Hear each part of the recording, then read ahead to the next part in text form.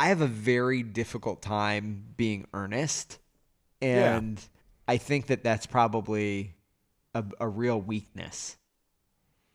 Well, weak, strong, I don't know. If you're, if it's preventing you from,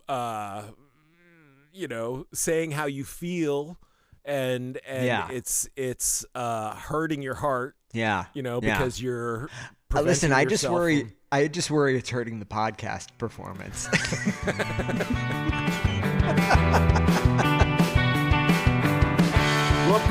Welcome to Backtracking, the show where three old friends take a second listen to classic bands' influential albums track by track. I am J. William Hall. And I'm Dan Fiden. We'll be taking this journey together, providing context, both personal and historical, on some legendary bands. For our third season, we have selected 15 of our favorite albums that we think deserve a good old-fashioned back. Backtracking is the greatest podcast. Ralph and JW and Dan make this podcast every week. Backtracking is the greatest podcast. Get ready for podcast action. Oh my Lord, J. William Hall, we are on side B of the album Angel in Real Time by Gang of Youths. Yeah. I don't know if you thought that I liked big music like this, or did you in fact know and laugh at me behind my back because I have a tendency to listen to so much big music? No. Well, first of all, you say you don't listen to big music, but you do listen to big music, but it's in the form of a band like Rush or some Ozzy. No, I listen to a lot of big music. Yeah, I mean, but did you know that? So did you know that about me? Like that was you a listen thing to that, big music? Yeah, did you kind of think like, oh man, Dan loves this big over the top stuff? Well, no, the thing that surprised me for you to pick this album is the earnestness of it. Yeah. The overt earnestness of it. Definitely this band gets compared to U2 a lot. Yeah. And I understand why, because there is this just very hard on sleeve, bearing it all out there, and I would think that that might be off-putting to you. Well, it's interesting. I love American Music Club, and it is incredibly earnest, but somehow it doesn't come across as earnest. I don't even know. But do you know what I'm kind of pushing at? It's yeah. I mean, Mark Eitzel. I mean, we spent a whole season talking about him, and he's extremely emotive, and extremely earnest at times. But he also has a comic thread that's woven in there a little bit, and I think that the roughness and the strangeness of all of the delivery around American Music Club is what makes it not like I was saying last week. I think for Gen X ears frequently will accept the earnestness if there's something dinged up about the package it comes in. The singing isn't that great. The recording process is kind of wonky, or you know what I mean? And Eitzel I think has that. But I don't think that Gang of Youth there is no dinged upness anywhere. Oh no. This is a very, well produced in a very slick, radio ready, modern, but it definitely evokes a lot of 80s sounds, the big the arena sized bands of the 80s such as U2 or Simple Minds or maybe the early Waterboys or but it also has some of that big 90s sound to it. Counting Crows. I think you could say there's something Eddie Vedder-ish about his vocals at times. who was the other one Live. Live, you're thinking about, yeah. Very, very earnest. Chest Live always, I never liked Live because it was always too earnest. Well, they tipped over like frequently, I think, for a lot of people where it was just a little too much in your face, something about it was a little over the top. Like it made the discomfort outweighed the catchiness or whatever. The songs I just don't think were good enough. Like with Counting Crows, it's like extremely earnest, but like at the end of it, the songs are so pretty and catchy. Oh frequently. No, I mean Live had some great songs in my opinion, particularly on their second album. Really, Throwing would that be Copper? Oh, okay, Throwing Copper. Throwing Copper that was the big one when we were in college. Yes, and that was their one like huge, but I think commercially and critically, and like I will defend that album. Like I think it's really good. Oh, now that would be album, a pick. no. The third album, no, and I never paid attention after that. So wow, yeah, that could be like wow. So you're referring to, I think, their first album, Mental Jewelry, and their third album, Secret Samadhi. Right, like no, like those tipped in different. Yeah.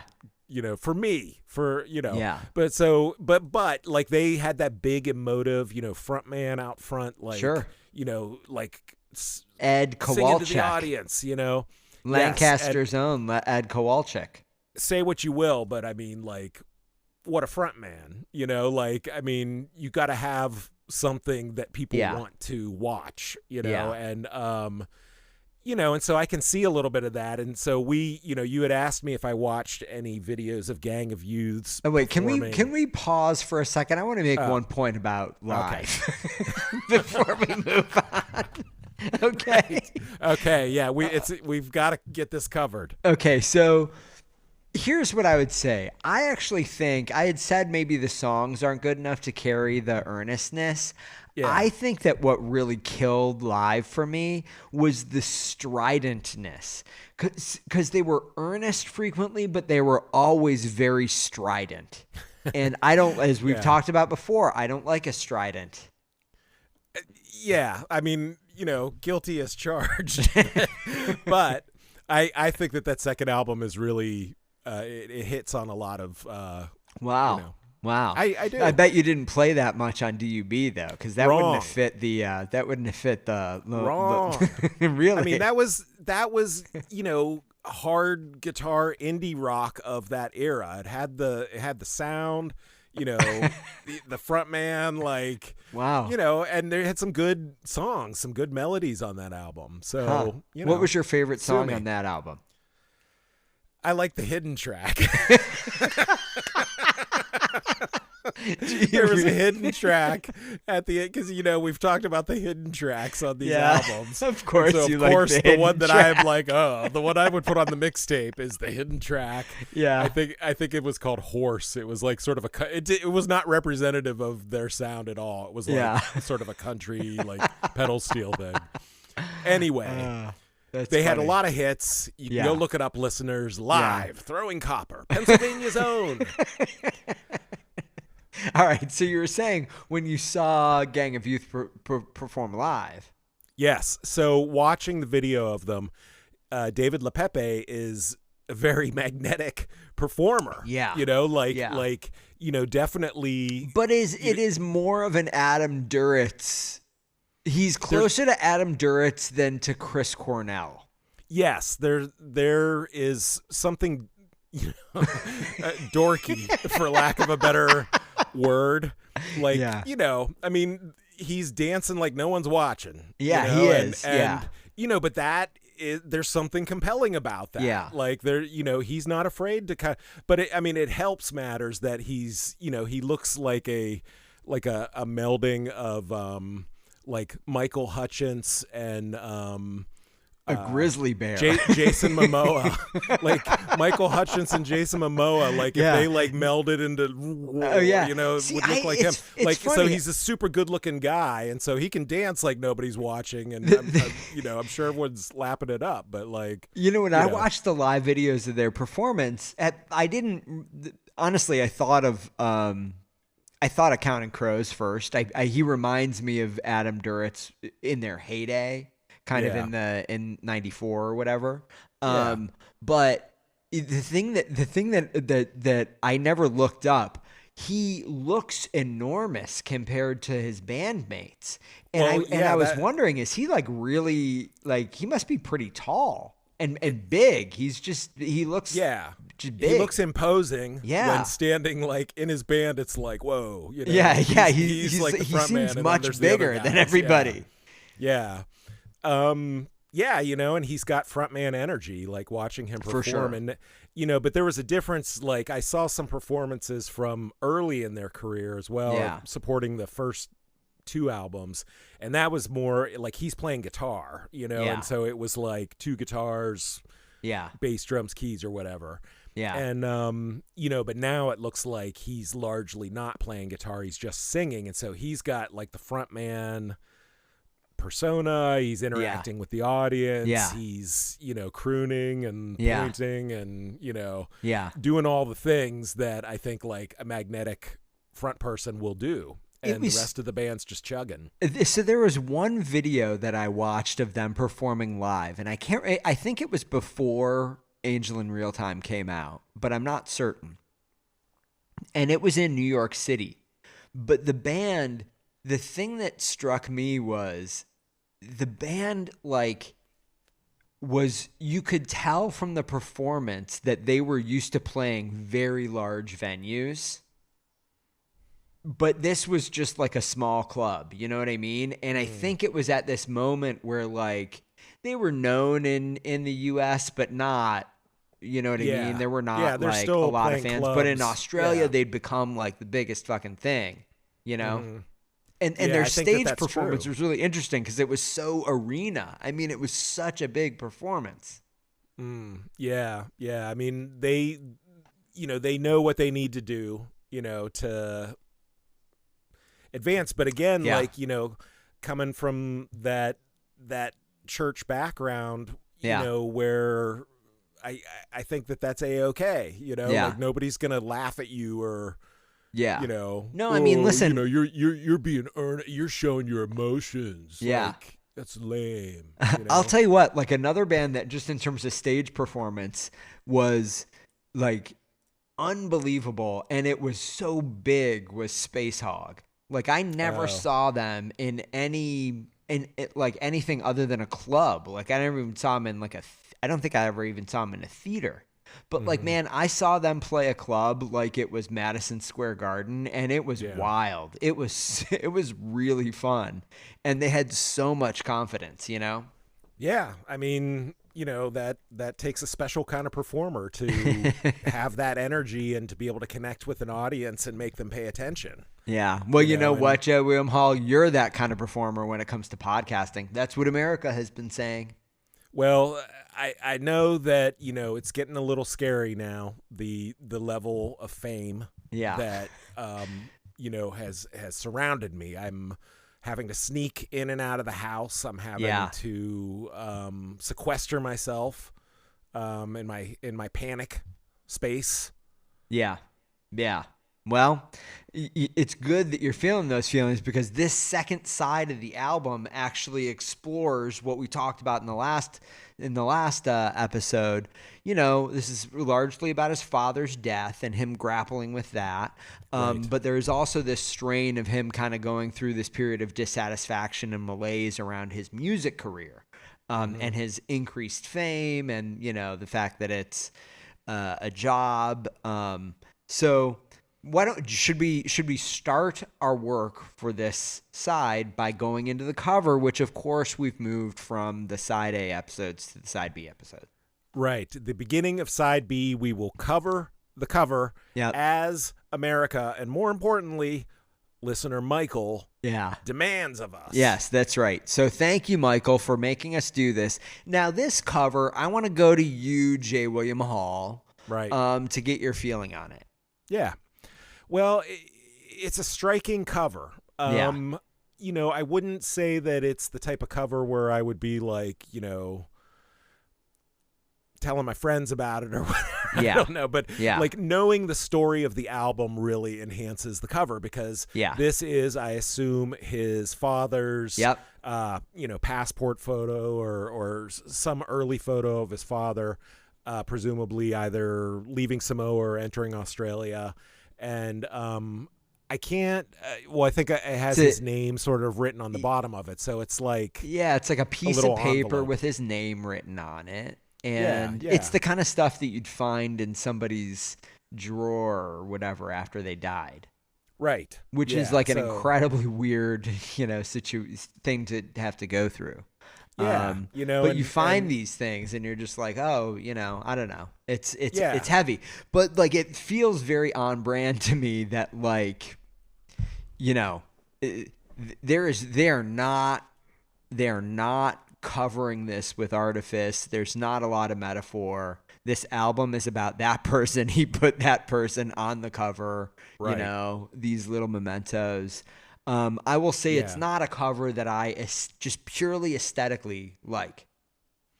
I like it fine. Okay. I think the one thing I wanted to comment on was the orange background. Okay. Yeah. Like, I wonder is this like inside a folder that's orange, or did they choose that? Because I think that in some ways is the most striking thing about because let's face it, as we're scrolling our digital whatever and just looking at album covers, it's like certain things jump out, and I think the orange of this is what makes it distinctive. Yeah, it's interesting. If you go to Discogs, you can see that there are versions of the album with a similar but not exactly the same cover where the background color is a little different.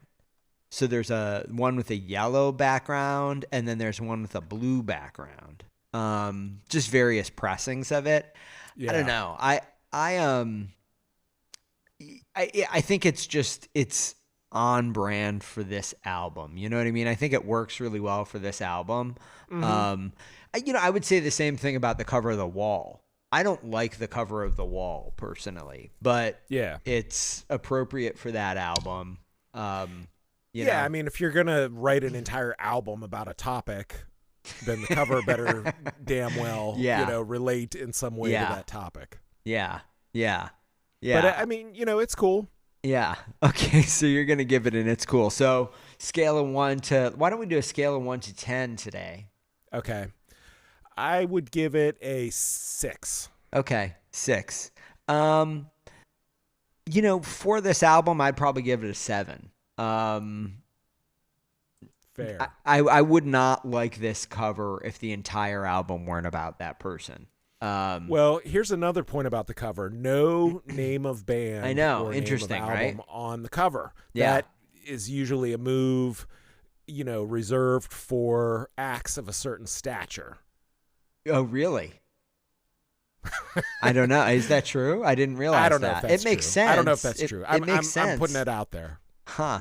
I'm going to think about that. But I mean, they had, they are at a certain stature. Yeah. In most of the English-speaking world.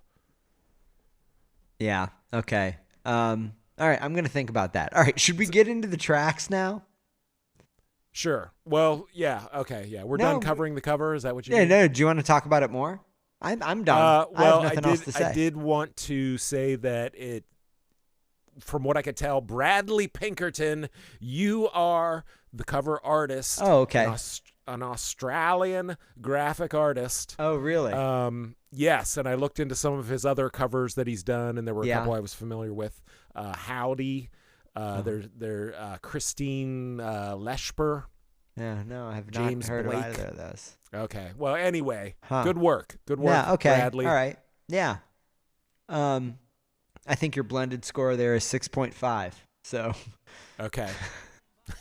All right. So the first track. Are we ready? Let's do it. Come on.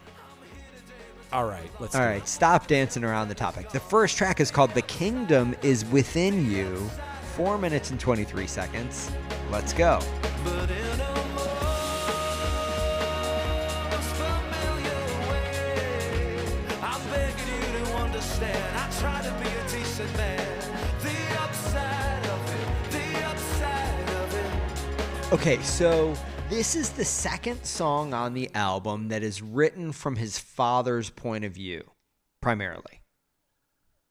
Right? Yes. Well, yes, and I think it also, according to some interview I saw, it was more generally about the experiences of Pacifica and Maori people in, Australia or New Zealand, like moving and having to enter the workforce, and just what that experience has generally been like, I think, or talking from that perspective. Yeah.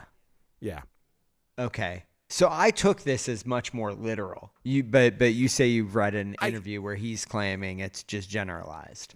I think that it is about his dad, because these experiences were ones that his dad had, but they weren't all like specific. It's like only about his dad. It's about the whole, sort of group of people that went through these kind of experiences. Yeah. But it definitely kind of gives you a perspective, I think, as he intends, obviously, of what kind of an environment his father was living in, kind of having left Samoa. And it's interesting. It led me down a rat hole where I wasn't aware of these kind of like immigration, the immigration dynamic in Australia and New Zealand during this time. How they had kind of opened up immigration to these people from Polynesia, and were kind of relying on them for the workforce. And then there was a economic downturn and high unemployment, so they started kind of like clamping down on it. Yeah, I mean the dynamics in Australia are interesting because I spent a semester there, so I'm an expert, right? Okay, yeah. All right, so let's do a little Australia corner. Well, hey, so as I recall learning, and when I took my Aboriginal Australian history course at the University of Melbourne, and the history is interesting because it parallels the history of how the white immigrants tried to assimilate the native population. There are a lot of parallels with the United States and Canada's history and how they treated the native populations. There's a lot of terrible stories. There's exploitation, there's broken treaties, there's armed conflict, there's it goes on and on and on. The native Maori people of New Zealand, sort of same thing, but each country has its own slightly different story and slightly different story, and Australia's is different than the United States in that regard, because they had a large influx of Pacifica people who were also sort of like construction workers and kind of like occupations that were easy to exploit.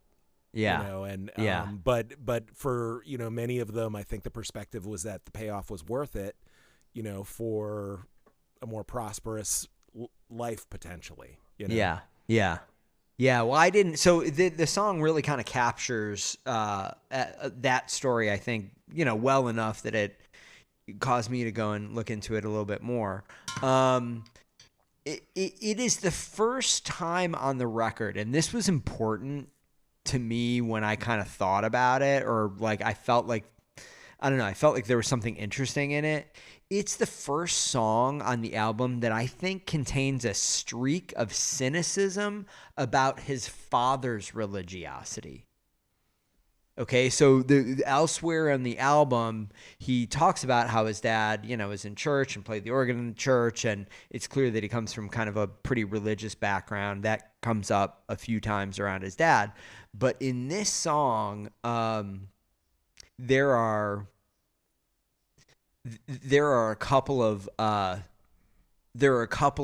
spots where he kind of calls out his father's religiosity, or there seems to be some cynicism about his father's reliance on religiosity in the face of like the exploitation that he was facing kind of politically. You know what I mean? Where he's like, the father kind of dismisses it as like there's treasures up in heaven, the state just takes the rest. There are just a few spots where you kind of sense it. Did you get any of that? Yeah, for sure. Because I mean, part of the exploitation is that, generations prior, Christian missionaries, swept through and converted all of these people on this Christian promise, message of, obeying Christian values or whatever will get you heaven and abundance and blah, blah, blah. And then they're brought in as this like exploited workforce, but there's this idea of like, well, as long as you're, Christian, you'll be rewarded in the afterlife, and it's God's hand and his will, that things should be like this. Yeah. Yeah. And, I think it's just, pushing back on that, like from his perspective. In this song, he keeps talking, the hook of the lyric is the upside of it. Yeah. And it's sort of like he's talking from the perspective of these people of like, well, this, bad thing might be happening, but there's an upside to it, and both may be and are true, it's a complicated dynamic there. Yeah, but it is to just kind of switch to the music a little bit. It is an incredibly upbeat and epic song, like musically, sort of dancey. It's got a pretty dancey. I mean, it's a rave up, but it's very bouncy, and it has that amazing chorus, that I'm sure that you remember. The more familiar way, the upside of it. It's really, really memorable. I don't know. I mean, it's a very big song. There is one moment in this song where he sings this up in the sky. He like does this little vocal acrobatic line that's like, and that is one spot where I'm like, oof. It shows he's got a great voice, but it reminded me of Jack Black for some reason, and I couldn't not hear it. So I just kept. I was like, But other than that, it's like he, there's probably a little ways or touches that he adds to things that are a little corny, but it's like, does that make him more real? It makes him more likable because that is that little chink in the armor that, I don't know, but this one, the electronic break beat like overlay going on, I was not feeling it. That's not my jam. That's all I'll say about it. Okay. All right. So should we move on to Spirit Boy? Spirit Boy. All right, Spirit Boy, 6 minutes and 27 seconds. Let's go. God died today. You left me in the cold.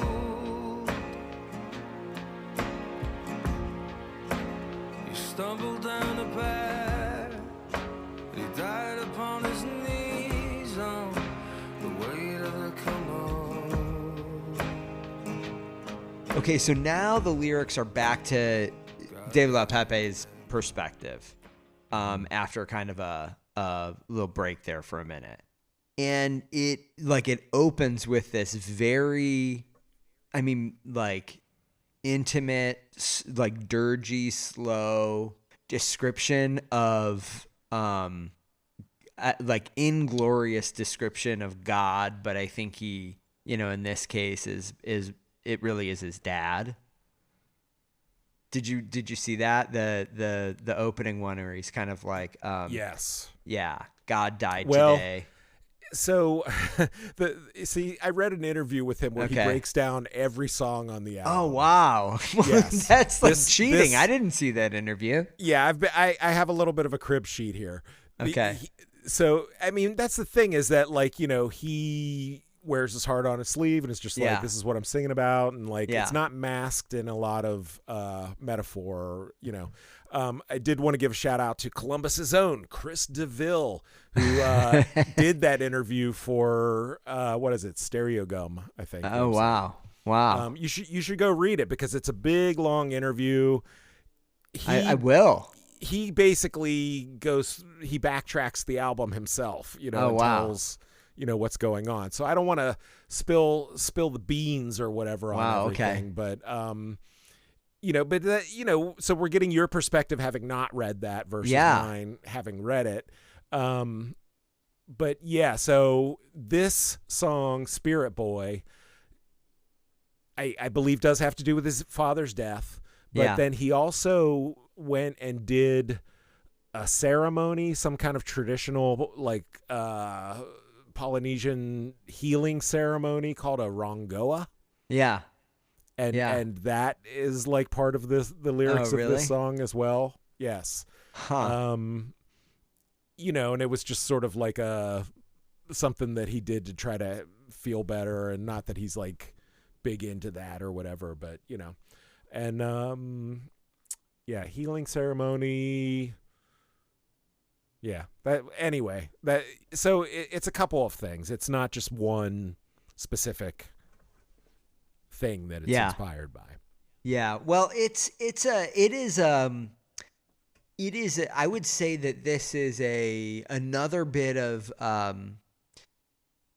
it's just musically it kind of gives you space again. This one breathes again. You know what I mean? In a similar way to what was it? Unison on side A, right? Mm-hmm. It just ends up, you know, kind of taking things down a notch. It is still incredibly epic in its tone, but it takes it down a notch a little bit. And in a lot of ways, I feel like it becomes this album kind of the way the music kind of like feels a little bit like a release. I feel like this is the turning point of the album. Like this is the climax song of the album. He's kind of gone through all this shit on the first one. This one, he's talking about like God died today, and he just, you know, goes kind of through this. There's this bridge where it's a Tereo, like a Samoan blessing, that basically is like a prayer. Right. You know, and I think that's part of this ceremony that he did was like, you know, it was that kind of thing, and it helped him, you know, unexpectedly, you know, to feel better about things. Yeah, and there's a line in here. Tagaloa cried and said, "Though part of you is dead, don't waste a minute of this thing you have left." And Tagaloa is like the Samoan word for like creator or something, or creator god. But like it just feels like this is the point in the record where he's kind of saying like, okay, I'm going to move on. Like I'm going to get through it, you know. And musically it feels that way to me. You know what I mean? It kind of starts off pretty dirgy, very spatial, and then it gets to this kind of like lift in the last couple of verses. Yeah, it actually a couple of other artists that we have not mentioned that I think it reminds me of a little bit. The singing in the first beginning of the song, first verses, reminded me very much of Rufus Wainwright. Oh yeah, okay, yeah, all right. And then yeah, I can totally hear that. Plus with, you know, it's pretty sparse with the piano. I could hear that. Yeah, which is, it's almost got like a little bit of a cabaret kind of. Yeah, no shortage of drama there. And then it's got like a Coldplay kind of lift to the chorus, like, which is another one of these like huge bands that have lost, you know, their cool factor, but they play at a stadium size. You know, they have these like songs that build to these big epic, you know, emotional choruses. Coldplay. Oh, Coldplay, for sure. Yeah. There is, I mean, Coldplay, and I think there's a lot of similarities with Coldplay, especially if you think about their first record. Yes.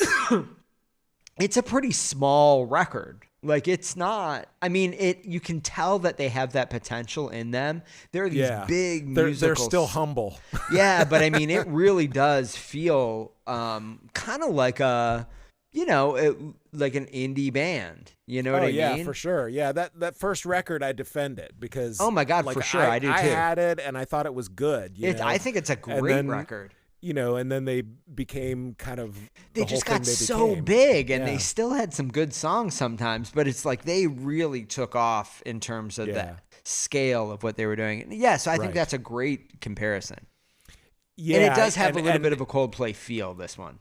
the one thing that Chris Martin from Coldplay, I don't think he obviously wasn't the first to do it, but he was one of the singers that popularized it, was the like suddenly go into falsetto, just like somewhere like for like one little part of like a chorus or something, and it makes all the hearts swoon, and like I think Bono has does that maneuver as well. I mean, probably all, you could point to a million singers who do that, but it's a move, to kind of like capture the hearts. He will. It's pretty interesting because he'll sing in like a low register much of the time, but he's got like a pretty huge range, and his mid range is really good sounding, but he doesn't use it really at all on this album. He does on the earlier albums. Mm-hmm. Yeah, I mean, he can, and he does spend a lot of time down low, close, like a Nick Cave almost kind of closeness. Yeah. And builds, but he doesn't have like a scary preacher voice like Nick Cave. It's more like, I think that's like right. a singing, like he can do tricky singing runs and stuff, so like that is the one element that I think, there are a few songs I've said sounded like corporate-y kind of music or something, but his voice I thought was compelling enough that it never, lost me. So that's my observation. Well, all right. So should one other element that I think is important for this song and album is the orchestral huge element in the background. Huge. This is it Tom Hobden? Violinist, like, and clearly brings the goods with like, and you hear a lot of that orchestration and string quartets or whatever, like, playing and building these songs up, and that that's a distinct departure in their overall sound versus that earlier guitar centric band. I think that this half of the album really starts to get proggy in a way, and I'm gonna defend that later on. But like, I think the first half of the album is just overall much more poppy and groovy and dancey, and this is a much more like rock prog side of the record. It's not a stark difference, it's just slight tones, but I think that that's a true statement. I could get behind that. Yeah, I mean, you're talking about, that violinist, like, you can hear is like, all over the place, virtuoso capable, and so like, and it seems to some degree that they've, handed the keys to him a little bit and let him drive on some of these songs. Like, I mean, I'm sure they're group collaborations, of course, but like, he seems to have quickly assumed a central role in developing the music and the overall sound. Yeah. It's in a way, it kind of does feel like that Johnny Greenwood moment in Radiohead, right? Yeah. Are you laughing because I bring it up so much? He's your archetype for like the sort of like musical genius who comes in and, next to the songwriter, Yes. Yeah. Yeah. But you don't think that's accurate? No. I just think it's funny because you mention him every episode. You're not wrong. Is, I get it. This week in Johnny Greenwood. The fans get it.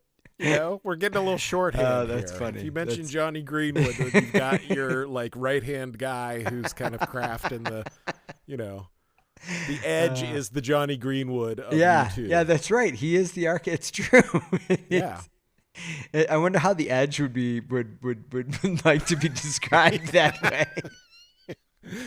Well, if we were like, saying, I don't know, David, Michael Hutchins is the David LePepe of NXS. All right, so why don't we move on? I don't know why that's funny. I don't know why. They're both Australian. Okay, so why don't we move on to Brothers? So Brothers is 5 minutes and 54 seconds. Let's go. We thought that he was only half Samoan, that his mother was a German Jew. But I went and found his birth certificate, and he lied about that too. All right, so this song, I mean, is just, it is long, it's pretty repetitive, not in a bad way, but I mean, it's very, very simple. And it's just a description of his siblings. A very loving description of each of them in turn. Yes. So a little background on this is he says in this interview, he wrote this song this is LePepe, when he was in Auckland with his cousin's family, and they were recording, and he sat down at a piano and felt he wanted to distill his family's story into a simple piano ballad, a la Paul Kelly, a la Archie Roach, who are two Australian legends, a la Joni Mitchell. Yeah. So he wanted to do just simple ballad, basically.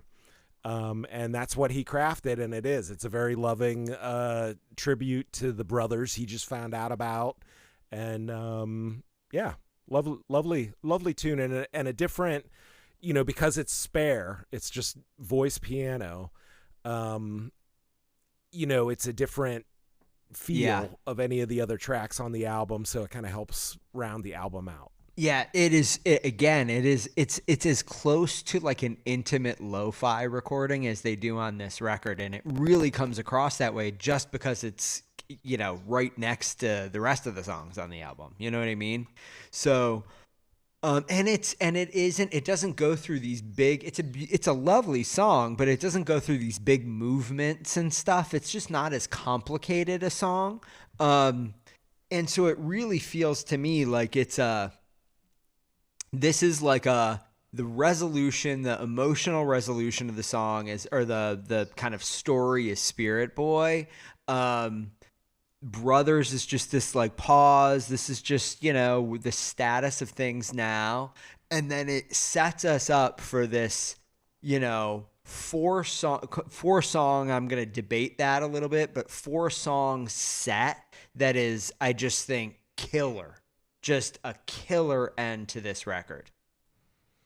Yeah, definitely a powerful closing, and this is a really nice song where it acknowledges. Yeah, it's sort of addressing his siblings, but also kind of about them, and it acknowledges their shared father's shortcomings, and mistakes that he made, and it just kind of lays it all out in a very honest, straightforward, but loving way. Yeah. And, so it's kind of a remarkable tune. Yeah, it really is. Okay, are you ready to move on to Forbearance? Yes. Okay, are you sure? Just wanted to make sure I didn't miss You didn't miss anything. All right, so Forbearance, it is 5 minutes, 39 seconds. Let's go. If the whole thing was fair, it would be me that was fighting for it. But it's you and the bear, and it's so routine that it just threw me, I guess. And in the cosmic ballet, you can't just do what you fucked up again. And the world is not done with me yet. All right, so this song, I know you're going to get into the lyrics. You read this great interview, and you've got the cheat sheet. So yeah, I've got my Cliff's notes over here. Yeah, so I'm not gonna David LePepe backtracking his own album. I know. I'm gonna rely on that for a lot of it, but I've just got to say that the chorus lyrics on the chorus itself, and then those lyrics just kill me all the time. The line, if the whole thing was fair, it would be me that was fighting for air. And then it just ends with this, The World Is Not Done With Me Yet, like this, like it's just really fucking great, I think. Yeah, so do you want to hear All about right, the Smarty Pants, Mr. Smarty Weasel, why don't you just just push your glasses up and tell us how it goes? So anyway, David was saying in his interview. So this is basically about, when his dad was dying. It's him acknowledging that his dad really was there for him. So there's a bit of a backstory to one of the band's early hits was this song called Magnolia, which was a very straightforward telling of David LePepe's own suicide attempt. And the magnolia of the title was the magnolia tree that the police had set him down afterwards or whatever. And so, that's kind of all part of his story and sort of the rise of the band. And, and his dad helped him and was there for him. And so he felt like, he'd put his dad through hell, like through that whole experience. And he felt like he was able to atone, somewhat, like in the final days of his dad, because he was able to be there for him and, help care for him. And, so that's kind of what this song is about. He's just acknowledging that, like, he hopes that, like, this makes up for, how he was earlier. Yeah. Yeah. But it's really intimate, the lyrics here. I mean, it's just really, in some ways, like, it's just an amazing, I think, set of lyrics. But the music actually is like really pretty simple. It is just a stunning vocal melody that drives this entire song. But the vocal melody is just so good. Outside of that, it's actually a pretty busy, pretty upbeat song, like drum loop and everything. But this is one that I dinged for feeling a little corporate to me. Like, okay. I got a little Arthur Daniels Heartland feel. Okay. Just something with that. It's that electronic, I think pulsing kind of. It touches on that David Gray thing that never worked for me. Yes. Who I believe was name checked in that interview. Oh, really? David LePepe. Yes. I think on this song in particular, he name checks David Gray being, he had just heard him or something. Yeah. Yeah. Well, I mean, that tracks. And listen, Eitzel went through a period. He made a couple of records where he sure did. That I think a lot of pure songwriters right at that moment were kind of like, you know what? I'm going to get a drum machine. Yeah. Well, I think the technology in that late 90s moment finally caught up with these struggling artist budgets where they could buy something that sounded, decent, and they could do something with it and actually record and not have to pay a human, Yeah. So, like I was never, I didn't fall in love with that little era or whatever. Yeah.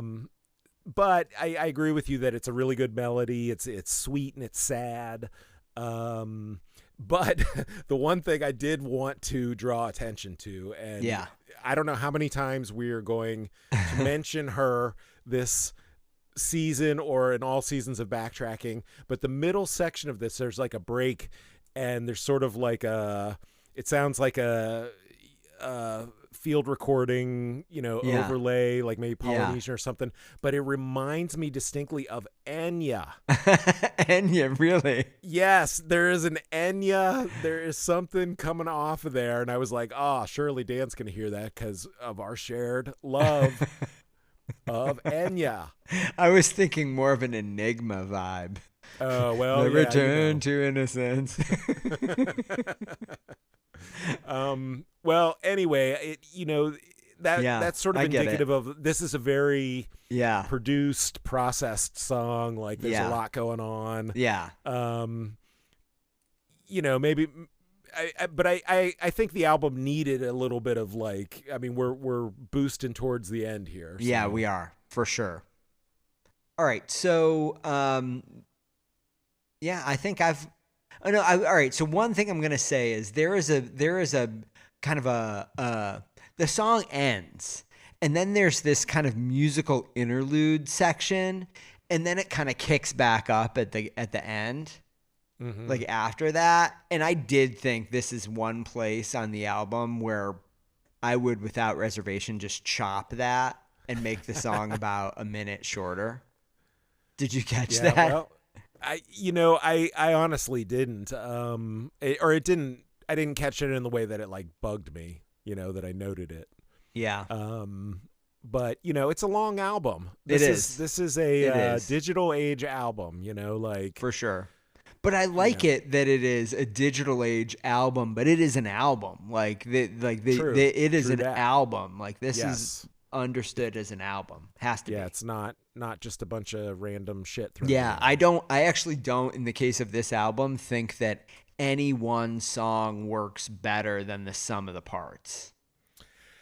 That's an interesting point because it's made me think about, my reaction when individual songs would pop up. Yeah.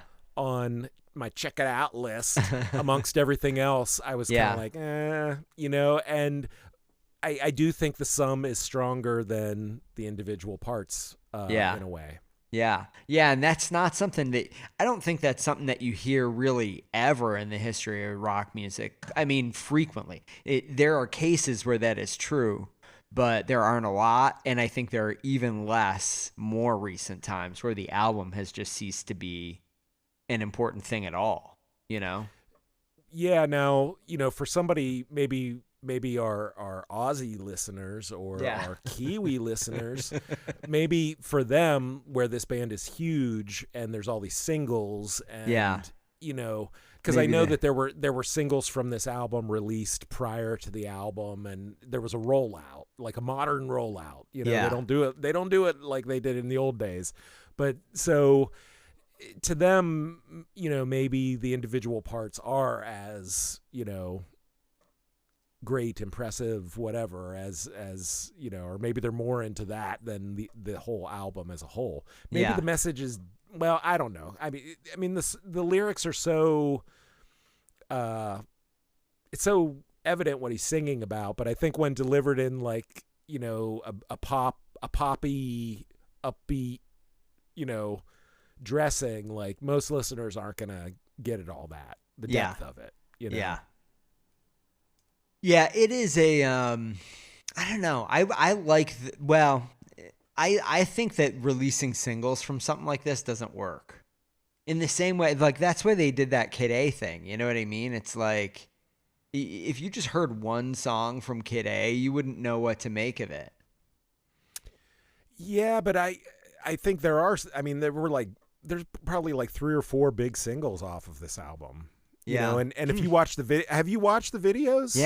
Yeah. So I mean, like they're rocking, they're upbeat, they're they're videos. They're like old style music videos. I didn't even think those music videos got made anymore. Oh no, everyone's got to have a video now. If you don't have a video, you don't have anything. Is that true? Oh hell yeah, you got to have a video. Really? Out there. Oh yeah.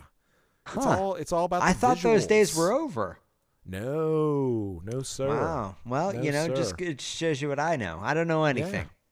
I don't know anything except it's time for us to move on. Just because they've killed MTV doesn't mean videos are over.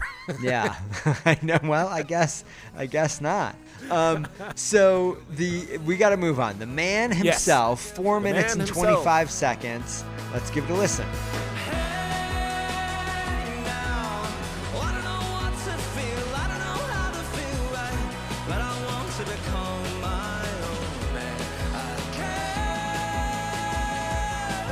So lyrically, I just think this one is really interesting. It is, it shifts between his point of view and his father's point of view, which is the first, he's done that across the record. This is the first song where he does it internally. And he also, I think fundamentally, it's kind of like, I've accepted my father's death and I've gone through that. Now I need to figure out what it means to be an adult without a parent, Yeah. like a full adult, you know, because I do think that in some way, even if you're totally an adult, as long as your parent is around, you somehow feel like a kid to them. You know? You're always their kid. Yeah. You know? Yeah. Yeah. And this feels to me like, you know, that. Yeah, I think, you know, he lost not just his father, but his father figure, you know, like the person who, whether consciously or not, he's looking to as an example of how to hold himself, how to behave, you know, especially as he gets older. And so now that person's gone. And, you know, he's saying, I don't know how to feel. I don't know what to feel. Yeah. You know, but I want to become my own man, I guess. Yeah. I mean, so plain spoken, but it just totally makes sense and very honest. And it's within the context of this like soaring music. I think this music in particular is like soaring with optimism sounding. And the lyrics aren't necessarily that, but it almost is. It's almost as though he wants the music to make him feel that way. And he's just kind of like, here I am. I might as, you know. Well, it's like this, you know, that church, rock and roll church music, you know, it's uplifting. Like it's, you know, you're right. This joyousness to it, you know, and but that also overlaps with a lot of like, if you're going to play arena rock, you know, like, you know, I don't think Low, you know, I mean, one of the most impressive things about Low, as a band, is their longevity and their acclaim and the audience that they amassed, as modest as it, you know, it was not arena rock level. That would have been, you know, challenging music probably to bring to like a gigantic venue. Although I don't know, maybe they did play arenas at some point, opening for someone, or I don't know. No, I saw them play an arena. They opened for Radiohead. I saw them on the, I think it was the Hail to the Thief tour. Okay. I'm pretty How sure did they do. Like, could they fill that arena? You know, honestly, we saw it at some huge outdoor like arena in Chicago area. And I honestly don't remember how they did, but I remember I maybe this is crazy, but I'm pretty sure I remember them opening. Well, maybe they're a bad example, but you know, they're sorry, I didn't mean to like I know exactly what you're saying. Like there's, you know, like in the same way that you thought it's strange when you were talking about, was it Gang of Youths playing at this small place where their like style was so big that it felt weird, like in a small place. Like there are some bands for whom playing in a big place is not going to work because they, you know, they have a small presence or whatnot. Yeah. I mean, I think there's just, you know, like you kind of have to.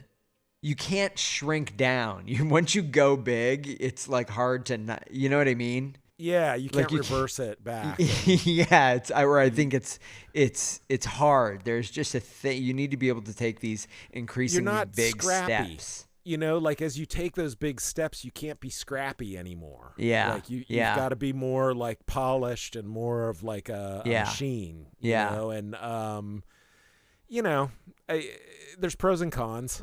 Yeah. Okay. All right. So I want to can we talk about the final songs? Yeah. But I am going to make an argument here. So there's a couple of things we need to do. I want to cover well, let's get into it, but there is some soccer info that I need for you to share when we come back from listening to Hand of God, 4 minutes and 4 seconds. Let's go. The sea's changing, the wind's fading, coalescing in a widescreen scope. Amen. Okay. Before we even get into the song, we need to talk about the title of the song and the title of the next song, Goal of the Century. J. William Hall, because you are an expert in sports, can you please explain to us the significance? As a, you know, music isn't my only gig, people. I'm also out there, you know, beating the streets for all of the sports information I can find, all of the sports balls. But I do know a little bit about what the titles of these two songs are referring to. You could almost listen to them as one continuous song. Hand of God, Goal of the Century. We are talking about soccer legend Diego Maradona. Yeah. In a famous World Cup match between England and Maradona, Argentina, I think. Argentina, I'm sorry. Yeah. It was what is it? In the 60s, I think, late 60s. They're having the World Cup. England is the dominant squad. Yeah. Argentina manages to win the game on both an extremely controversial moment in soccer history where Maradona scores a goal that evidently looks like he hit it with his hand.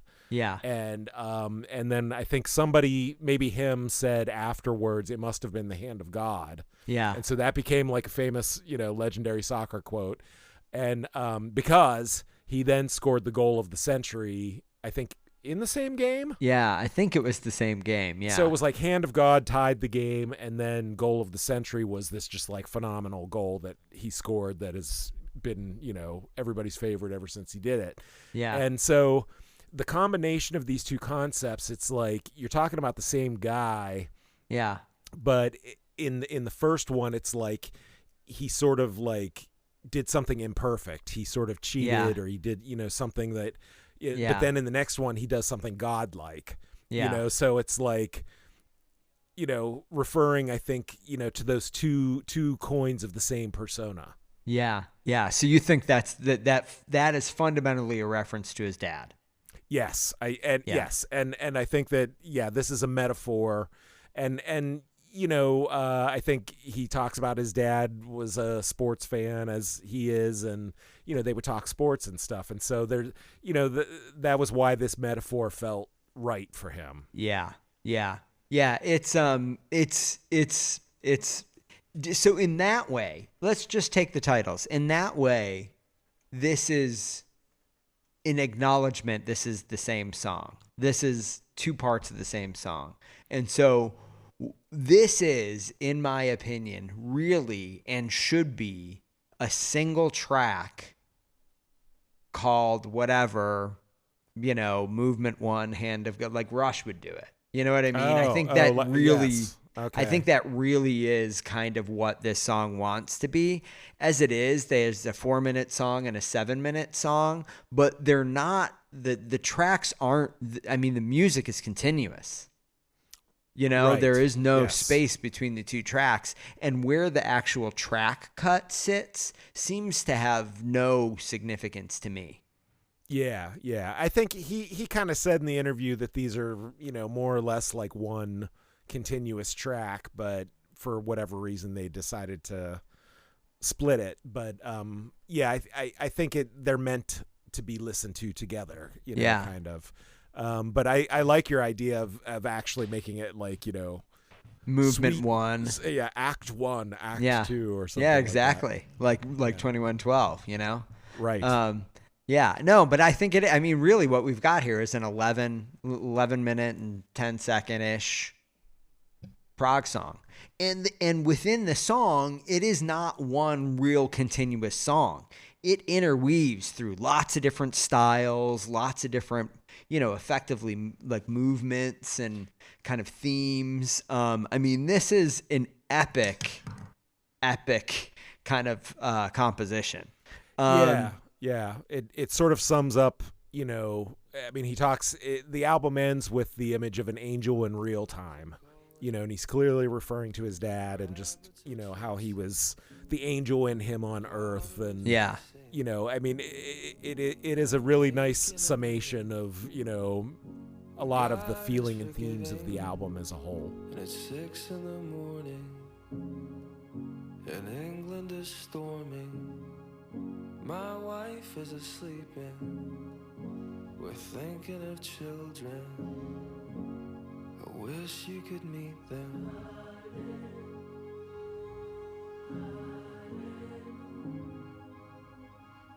In a way it'll feel like you were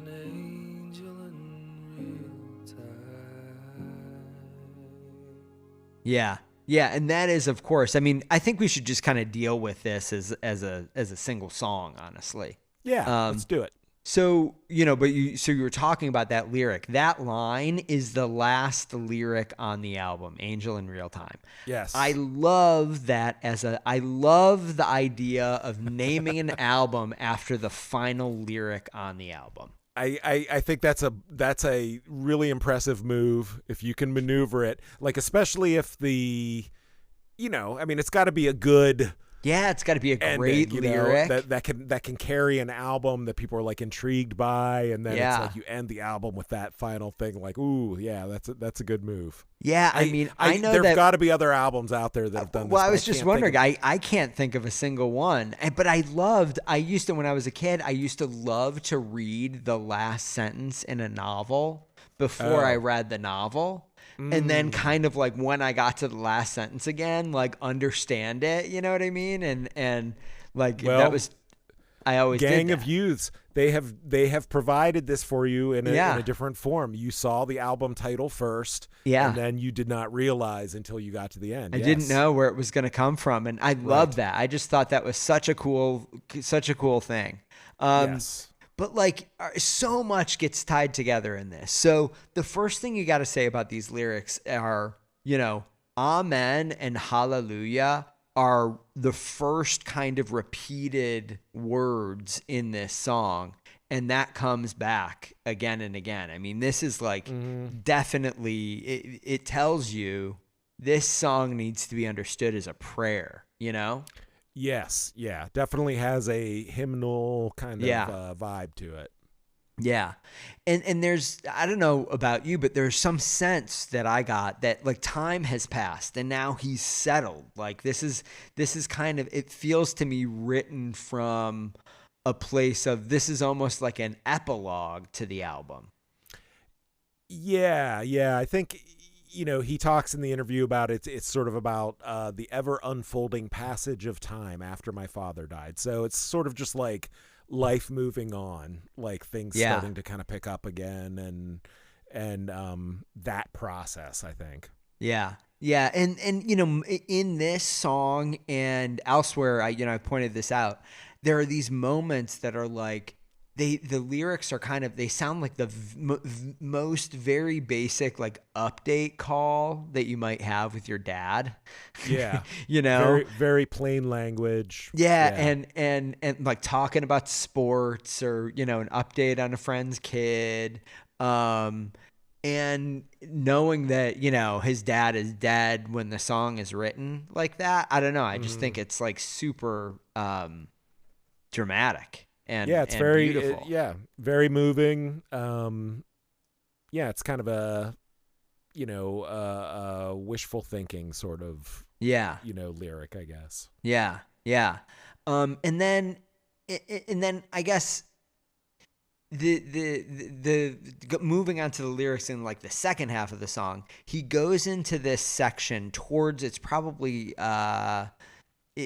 toward the end of the track that is Goal of the Century, where there's this moment of him like hearing music and being inspired by it and then being like, okay, this is what I have to do. This is why I enjoyed it in the first place. And he says some things in there like, he's self-critical too. He's like, I know I'm like the over the top dramatic guy and I take shit for that, but like that's what I do. You know what I mean? That's like, like he accepts himself. Yeah. I did not, because I think I listened to the album a few times before I saw any videos or anything. So I didn't really, have a great sense of who he is as a performer or whatever. But it does feel like he turned a corner, like whatever grappling he was having, with fame as he was writing this album. And you would not be able to tell that from watching these videos because he seems like all in, Yeah. I mean, it's confounding, right? I mean, it is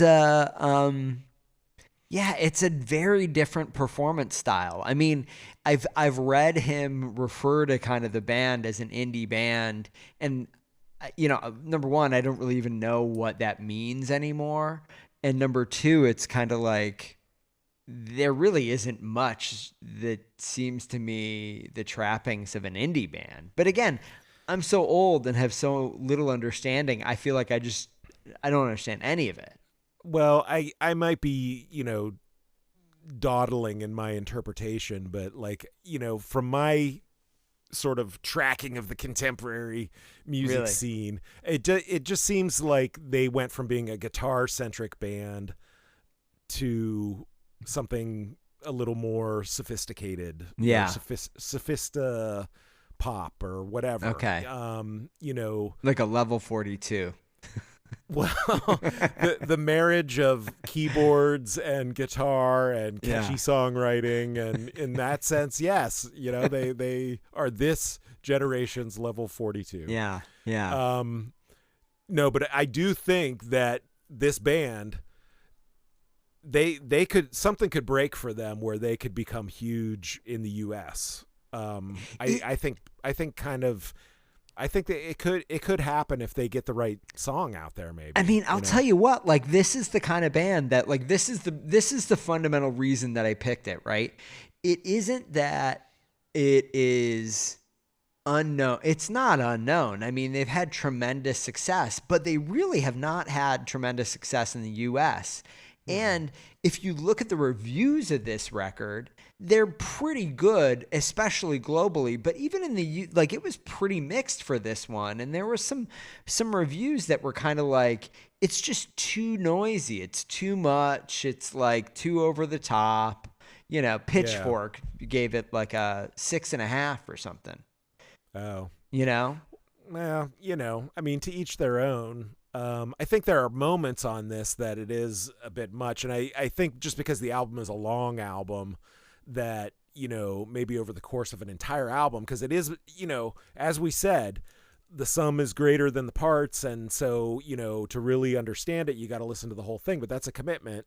So the production, there are some bangers like back to back to back, I think early in the album, maybe that it gets a little like much on the ears maybe, but I don't know. They're maximalists. They're total maximalists. Yeah. Now the music on this, it goes everywhere. The music on this track goes absolutely everywhere. There's, I mean, there are these moments of intimacy, like we've heard on Brothers, for example, small moments of that, right? And then it'll like grow out into these huge, like rave up kind of like big epic moments with like the drum machine and the whole thing. And then it kind of goes into, a very religious sounding chant. Then there are these little blues moments where the song goes all over the place and it's completely unapologetic. The thing that I think is so strange about it is that despite all of that over the topness just musically, it is so, you can sing along to this song super easily. It's tremendously catchy, even though it goes all the fuck over the place. It's just crazy to me. Yeah, I mean, this is clearly, engineered to be the big epic closer that brings it all together and touches on lots of different things and takes you different places. And I think it's a strong closer. I mean, the one thing, we've talked about, the elements of this band that make us uncomfortable because in their earnestness to our Gen X ears. But, I feel like song for song, the songs are really good. Like they're not cliched. Yeah. Like some of the production choices might feel like radio ready pop friendly, but the songs themselves don't feel like, generic. Yeah. Whatever, this sounds just like this other band's whatever, like not at all, so I think that maybe is what separates this from being just, I don't know, typical pop fare. But maybe that makes it too I don't know, edgy or something for U.S. ears, or I don't know. What do you think is holding them back in the U.S.? I don't know. I mean, this is one of these situations where it's like I have no sense of what is even popular. So I certainly don't have a sense of like why this isn't the biggest band ever in the US. I just don't. I just don't. I feel like I'm too disconnected from like pop culture now. So I don't get it. I mean, I hear this and I'm like, fuck, Coldplay is big, like Springsteen. It's not like people don't like big epic music. They do. Exactly. Yeah. But, one thing I would say is like, again, I just don't know what's popular. I've heard that like there are more rock bands becoming popular again after they've kind of like mostly died out. Like, big, like quite rock popular. Rock is dead. Is rock dead? But they are kind of neither. I don't know if this matters now. But they're neither feast nor famine on this record. Like I don't know what I would describe this as to most people. I could describe a lot of bands, but it's a strange record. The earlier records I feel like I can describe much easier and like kind of pinpoint whether that's something that person X is going to like or not, I think this is the great gamble that they have gone on, is that they decided to try something different artistically. Yeah. Like alter their sound and try to, keep the trajectory headed up, like in terms of accessibility. But I think there's a real tradition of this in bands that like lots of bands, I think. Like Yankee Hotel Foxtrot was like, when that record came out, it was like, what are they even, it just seemed like a very strange turn. Like, I think that Radiohead did it with OK Computer. Like, I think they've done it multiple times, but I think there's just like a lot of, the incorporation of electronic elements and more modern sounding things rather than just another run-of-the-mill guitar band. Yeah, they just go in an unexpected, and I think this album is this band going in that unexpected direction. I think from the first album to this to Go Farther in Lightness, it just sounds to me like a maturation of a band. Yeah, in the same way that I would say like, Pablo Honey to the Bends, it's a huge maturation. The Bends is a great rock album, but you get it. It's the same band, Yeah. Or if you wanted to go back to the U2 reference, like getting into the Unforgettable Fire turn after War, like it felt like, ooh, like the band is going in a different direction. Like they're branching out. Yeah. And U2 has done it multiple times as well, right? I mean, when they did that whole Zoo TV, whatever that album was, I remember everybody who I knew who was into U2 was like, what is this direction? Yes, me included. It's true. And it's like that's the double-edged sword. It's like you gamble with your fan base. Yeah. Like now, some do of you your feel fan like base. U2 ever recovered from that gamble? In your eyes, I mean, because I'm gathering you didn't like that era. No, and I quit following them really after that era. Yeah. And even though they reverted back to kind of their more closer to kind of their classic, sound, whatever that means, but more of a guitar oriented centered sound. Yeah. I don't know, like some bands you just kind of get bored with or there's a cutoff, where it's like, I like when they sounded like this and I don't like it as much anymore. That's the gamble that the band takes. They're trying to expand their audience, presumably, by branching into different sounds, but you might lose some fans back over here, and and I think some people are more into the artist regardless of, like, they like the artist, and so they will follow that artist. They'll follow him. Sure. Even if they take strange left turns. But I don't know. I don't know which one I'm more of. I think it just varies from case by case. Okay, so listen. What do you? What? Yeah. What about me? What? What do you? Are you more of a like I'm going to follow the artist, or like I only like an era of X band? I very rarely like, a single song or something. I will like an artist only for a specific era, for sure. Yeah. There are some Natural. that I won't, it does bother me. I'd rather be a completist. I love kind of like, oh, this band's career was 5 albums. I love all of them. There's a really interesting, progression across all 5, and then they end it. That's what I love. But yeah, that's a hard trick to pull off, especially in this day and age. Another consequence of the streaming era: bands resurrected. Yeah, bands that were dead and gone. Yeah, suddenly resurrected, and they're bigger than ever. Bigger than ever. Like Hum, Slow Dive. Yeah, like. I mean, I'm thrilled for them, but then do they risk tarnishing the legacy? Yeah. Do they care? It's more important to live, right? Yeah, I don't know. I don't know. I mean, I don't know. All right, so listen, we've got to move on. We have to decide here one point of order before we get to the best and worst, okay? Mm-hmm. This is important. The question I have is, are we going to consider Hand of God, Goal of the Century a single song or 2 songs?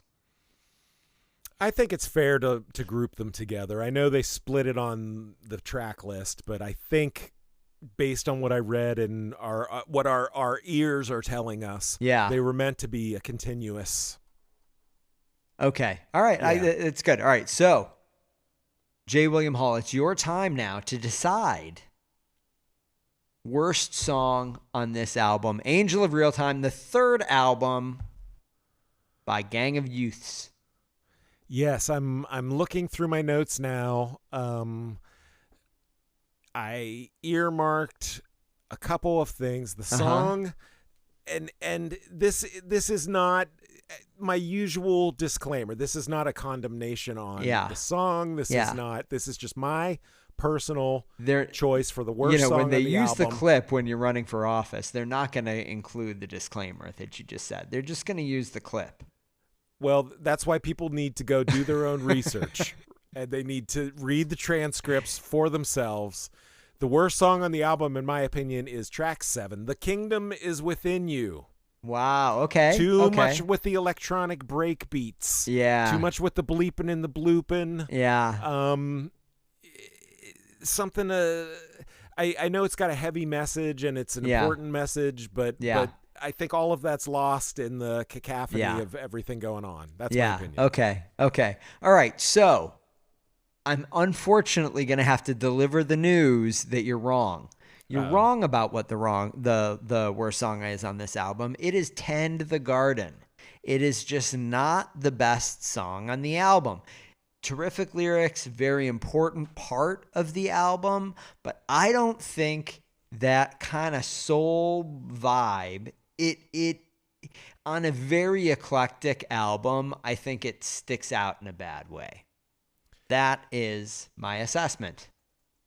I feel like that one might be like not jumping a trend, but I definitely got the Tame Impala thing, and I think that there is sort of this,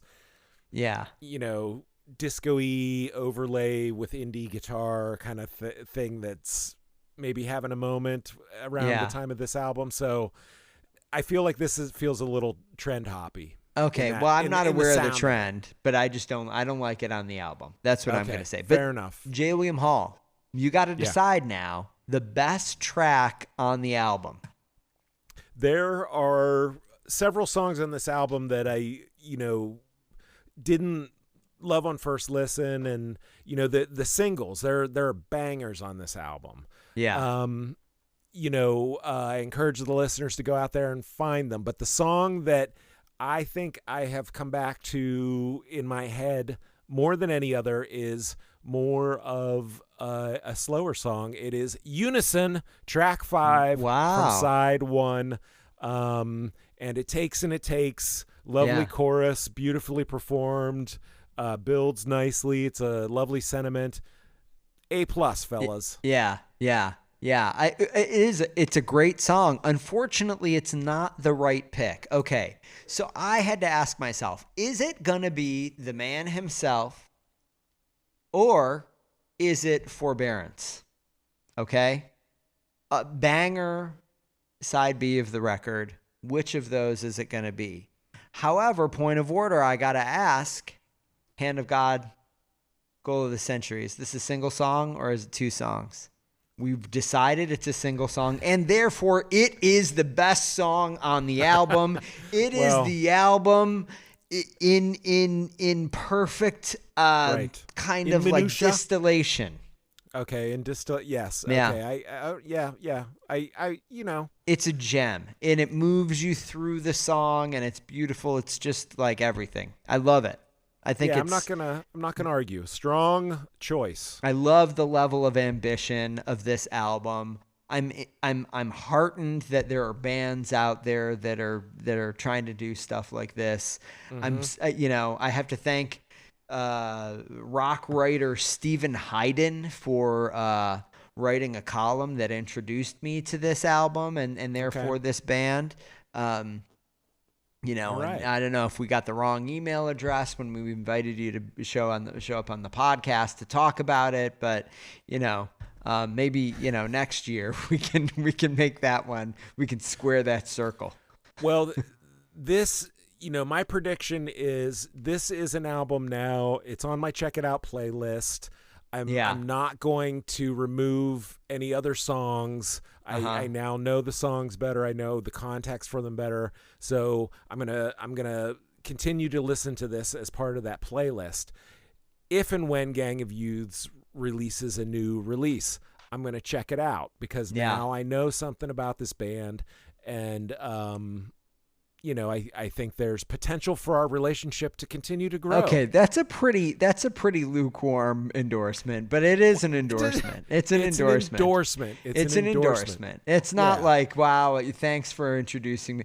I would say that's...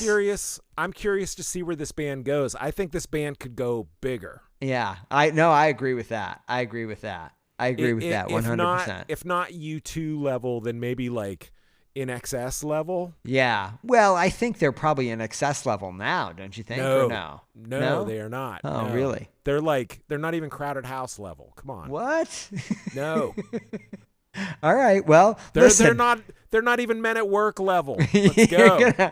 We're gonna have to lay out the Australia levels. For you and put them on the website. Might be Midnight Oil level. You think Midnight Oil level? Okay. All right. Well, listen, that's great. We're going to lay out these Australia levels. But until then, all you have to do is follow us on Instagram at Backtracking Rocks. Follow us on X at Backtracking Rocks. Go to Reddit.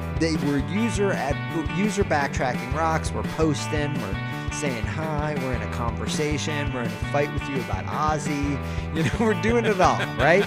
Just, that's what we're up to. So just watch out for it. Go to the YouTube channel. It's Backtracking Rocks YouTube or whatever. Right. Search it. And then, just Google it and click on all the results you get. Yeah, Gmail. Just Gmail us at backtrackingrocks@gmail.com. Jay William. Hey. We're done. That's another one of my picks in the book. In the great holy book that is Backtracking Season 3.